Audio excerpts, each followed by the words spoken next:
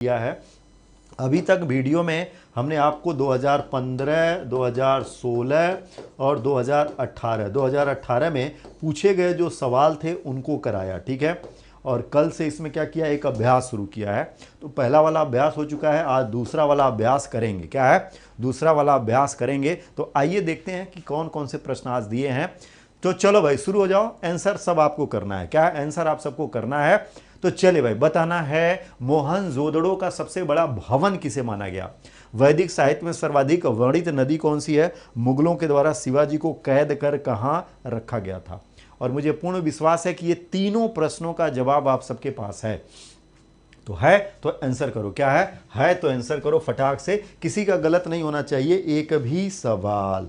तो शुरू किया जाए भाई। तो कहां से शुरू करें, तो यहां से शुरू करिए धान्यगार से। कहां से शुरू करिए, धान्यगार से, जिसको कभी कभी अन्न भंडार गृह भी कह दिया जाएगा। ये यहां से ध्यान रखना। तो ये सबसे बड़ा था। क्या था, सबसे बड़ा यही था। स्नानागार इसके बाद का है। क्या है, स्नानागार इसके बाद का है। तो सबसे पहले धान्यागार था, अन्न भंडार था। सबसे पहले क्या था, अन्न भंडार था। वैदिक साहित्य में सर्वाधिक वर्णित नदी की जब बात करेगा तो इसका आंसर आपको सिंधु करना है। क्या है, सिंधु करना है। और जब सबसे पवित्र नदी की बात करेगा, किसकी बात करेगा, जब सबसे पवित्र नदी की बात करेगा तो उसका आंसर सरस्वती करिएगा। उसका आंसर क्या करना है, सरस्वती करना है। इसी को नदी तमा भी कहते हैं। क्या कहते हैं, नदी तमा भी कहेंगे। ये ध्यान रखिएगा। इसमें एग्जाम में बहुत कंफ्यूजन हो जाता है कि सबसे ज़्यादा वर्णित नदी में काफ़ी लोग सरस्वती आंसर करके आ जाते हैं, गलत हो जाता है। तो ध्यान रखना है, सबसे ज़्यादा वर्णित नदी कौन सी है, सिंधु है। और सरस्वती को सबसे पवित्र नदी बताया गया है। क्या है, सबसे पवित्र नदी बताया गया है। ये आप सबको यहाँ से ध्यान रखना है। हाँ बिल्कुल भाई, पेट 2023 में जब आप तैयारी करेंगे ना, तो उसके लिए भी ये पशुपतास्त्र जो होगा ये सभी के लिए एकदम ऐसा खतरनाक इलाज है कि जहां भी जाएंगे चीड़ फाड़ करते हुए निकलेगा और सफलता लेकर के आएगा। बहुत बढ़िया, तान्या तिवारी ने सबसे पहले इसका आंसर कर दिया। मुगलों के द्वारा शिवाजी को कैद करके कहां रखा गया था, तो यहां पर रखा गया था। कहां पे, यहां पे। कहां पे, यहां पे। कहां पे, यहां पे, आगरा में। ये ध्यान रखना, कहां पे रहेगा, आगरा में। इसको यहां ध्यान रखना है। तो मोहनजोदड़ो का सबसे बड़ा भवन क्या होगा, ये होगा धान्यागार या अन्न भंडार गृह कहते हैं।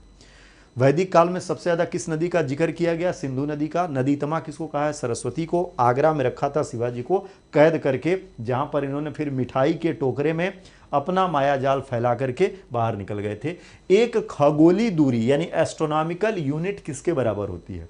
एस्ट्रोनॉमिकल यूनिट की अगर बात करें तो ये भी क्या होती है, जैसे लाइट ईयर होता है, जैसे पारसेक होता है, तो उसी तरीके से ये भी ब्रह्मांडी दूरी मापने की इकाई होती है।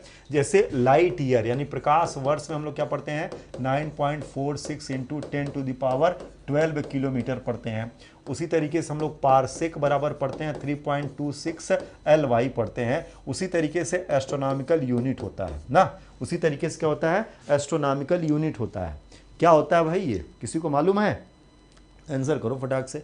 तो एस्ट्रोनॉमिकल यूनिट आपको बता दें, ये वास्तव में पृथ्वी और सूर्य के बीच की क्या होती है, पृथ्वी और सूर्य के मध्य की औसत दूरी होती है। क्या होती है भाई, औसत दूरी होती है। ये यहां से ध्यान रखना, पृथ्वी और सूर्य के मध्य की औसत दूरी होती है। और इसी को एस्ट्रोनॉमिकल यूनिट कहते हैं, जो 14.98 करोड़ किलोमीटर होगी। ये ध्यान रखिएगा। भारतीय संविधान में आपात उपबंध किस देश के संविधान से लिया गया है। आपात उपबंध किस देश के संविधान से लिया गया है, तो ये लिया गया है जर्मनी के संविधान से। कहां से, जर्मनी के संविधान से। डार्विन फिंचिज का प्रयोग किस समूह के लिए किया जाता है। डार्विन जब अपने समूह में भ्रमण कर रहे थे तो भ्रमण के दौरान उन्होंने डार्विन फिंचिज शब्द का प्रयोग किया था। और ये एक सिद्धांत था, और ये एक सिद्धांत समूह अध्ययन के लिए ये लेकर के आए थे। और समूह अध्ययन किसका किया था इन्होंने, तो पक्षियों का। किसका किया था, पक्षियों के अध्ययन के लिए डार्विन फिंचीज शब्द का प्रयोग किया जाता है। किसका? डार्विन फ्रेंचिज शब्द ये पक्षियों के सामूहिक अध्ययन के लिए डार्विन के द्वारा प्रयोग किया गया था, इसको ध्यान रखना है। ठीक है, आगे बढ़िए। बदायूं में जामा मस्जिद का निर्माण किसने कराया? तो बदायूं अपने उत्तर प्रदेश वाला ही है। यहाँ पर जामा मस्जिद किसने बनवाया था? तो इसका निर्माण करवाया था इल्तुतमिश ने। किसने? इल्तुतमिश ने करवाया था भाई, इल्तुतमिश ने ये निर्माण कार्य करवाया। इसका नाम यहाँ से नोट करना है। कंप्यूटर में सूचना किसे कहते हैं? यानी कंप्यूटर में कोई सूचना है तो वो सूचना किसे कहेंगे? क्या सूचना है? तो कंप्यूटर में सूचना का संकेंद्रण क्या होता है? जो डेटा संकलन किया गया उसी को तो कहेंगे, यानी डेटा संग्रह। जो डेटा संग्रह होता है उसी को तो कंप्यूटर की सूचना कहेंगे। कल्याण नामक पत्रिका का प्रकाशन कहाँ से किया जाता है? तो कल्याण नामक पत्रिका अगर देखा जाएगा तो ये धार्मिक पत्रिका है। ठीक है, और इसका प्रकाशन कहाँ से होता है? इसका प्रकाशन होता है गीता प्रेस से। और ये गीता प्रेस कहाँ पर मिलेगा आपको? तो ये आपको मिलेगा गोरखपुर में। कहाँ पर मिलेगा? गोरखपुर में, ये ध्यान रखना है। ठीक है, याद रहेगा सभी को। कहाँ मिलेगा? गीता प्रेस। गीता प्रेस कहाँ मिलेगा? गोरखपुर में मिलेगा। कल्याण नामक पत्रिका यहीं से निकलती है। क्या है? यहीं से निकलती है, इसको ध्यान रखिएगा। आगे बढ़िए। विश्व दुग्ध दिवस कब मनाया जाएगा? ये 3 डेट है भाई, राष्ट्रीय मतदाता दिवस और राष्ट्रीय बालिका दिवस। किसी का गलत नहीं होना चाहिए। हाँ चलो भाई, डेटा संकलन बहुत बढ़िया, गीता प्रेस से निकलेगी कल्याण नामक मैगजीन, ये भी सही बात है। अब यहां पर बताओ विश्व दुग्ध दिवस कब मनाया जाता है? हाँ तो सभी का देखेंगे भाई। चलो भाई, ज्ञानेश वर्मा जी, रूही पाठक, अर्चना जी, सभी लोग अपना अपना आंसर दागो। 10 क्या? 10 जनवरी को मनाते हैं। आपके दिमाग में 10 जनवरी कल से क्यों बैठा है? 10 जनवरी को कुछ खास विशेष लगाव है लगता है ना? बर्थडे तो नहीं है 10 जनवरी का। क्यों? 10 जनवरी कल से ही आप यही आंसर 10 जनवरी 10 जनवरी। कल भी हमने आपको बताया था कि 10 जनवरी को तो हम लोग क्या मनाते हैं? 10 जनवरी को हम लोग मनाते हैं विश्व हिंदी दिवस ना, विश्व हिंदी दिवस मनाते हैं। कल भी आपने 10 जनवरी किया था। इसका मतलब है कि 10 जनवरी से आपका विशेष लगाव है।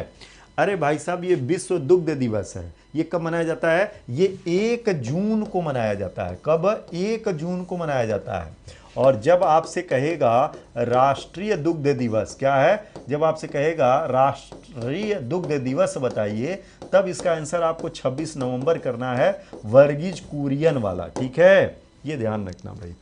इसमें तो काफ़ी लोग फंस गए, अटक गए, यानी पशुपतास्त्र की इस सिंपल की श्रृंखला में सब लोग फंस गए। अच्छा, तो 10 जनवरी के पीछे का जो भी रहस्य है, तो 10 जनवरी को विश्व हिंदी दिवस मनाते हैं, इतना ध्यान रखना है। राष्ट्रीय मतदाता दिवस कब मनाते हैं? बहुत बढ़िया भाई, ये हम लोग मनाते हैं प्रत्येक वर्ष 25 जनवरी को। कब मनाते हैं? 25 जनवरी को, ये यहाँ से ध्यान रखना है।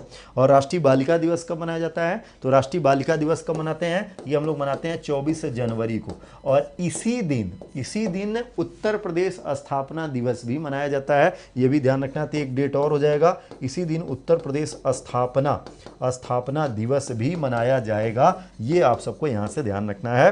तो ये है भाई वीडियो का पशुपतास्त्र। क्या है? ये है वीडियो का पशुपतास्त्र, जो कि आप सबके एग्जाम के लिए खास। हाँ, राष्ट्रीय बालिका दिवस कब मनाते हैं? 24 जनवरी को। और इसी दिन 24 जनवरी को हम लोग उत्तर प्रदेश स्थापना दिवस भी मनाते हैं, ये ध्यान रखना है। हाँ, 10 जनवरी वाला भाई ध्यान रखना। फिर कल भी ऐसे डेट देंगे, फिर आप कहेंगे 10 जनवरी। क्या है? फिर आप कहेंगे 10 जनवरी। तो कल ध्यान रखना है। क्या है? कल ध्यान रखिएगा, विशिष्ट रहेगा।